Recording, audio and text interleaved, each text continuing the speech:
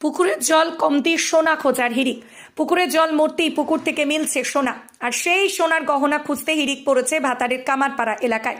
স্থানীয় সূত্রে জানা যায়, ভাতারের কামারপাড়ার উত্তর শাহের এলাকায় প্রায় 200 বছরের পুরাতন এই পুকুর এটি। বিগত দিনে এই পুকুরটিতে জল মারা হয়নি বলে দাবি স্থানীয়দের। পুকুরটি সংস্কারের জন্য ইতিমধ্যেই জল মারার কাজ শেষ হয়েছে। স্থানীয়দের দাবি, এলাকার মানুষদের কাছে এই পুকুরটি দেবত্ব পুকুর হিসাবে পরিচিত। মনস্কামনা পূরণের আশায় অনেকেই এই পুকুর সোনার গহনা নিক্ষেপ করতেন। সোনার গহনা পাওয়ার আশায় পুকুরের জল মরতেই সোনার গহনা খোঁজার হিড়িক পড়েছে। স্থানীয়দের আরও দাবি, পুকুরের সোনার গহনা খুঁজতে গিয়ে একজন ভাগ্যবানের হাতে মিলেছে সোনার আংটি। বাকিরাও এই সুযোগ হাতছাড়া করতে নারাজ। জলমরা পুকুরের পাকের মধ্যে সোনা খোঁজার হিড়িক জমে উঠেছে ভাতারের কামারপাড়া এলাকায়।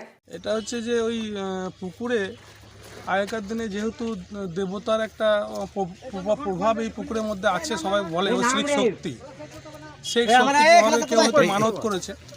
সেই মানতে হয়তো তখনকার দিনে তো সোনার দাম কম ছিল, সেই মানতে তার মানত পূর্ণ হওয়ার জন্য, মনস্কামনা পূর্ণ হওয়ার জন্য অনেকে সোনা ফেলেছে এই পুকুরে। যেহেতু দেবতা পুকুর, যেহেতু দেবতার ঐশ্বরিক একটা শক্তি এর মধ্যে বিরাজ করছে।